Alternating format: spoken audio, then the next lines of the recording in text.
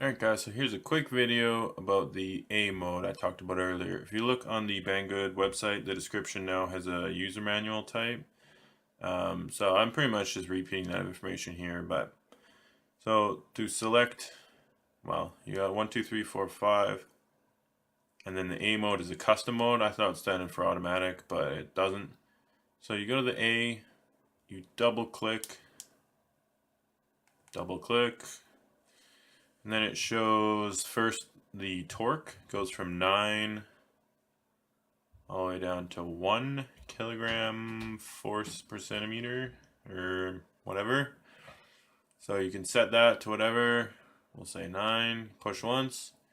Then it gives you speed options that goes from 190 down to 80.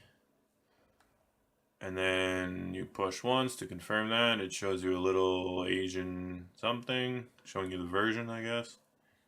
Click again, goes to quit. And then you just push that, and then your A mode's locked in. My buttons stopped working, so I can't show you it.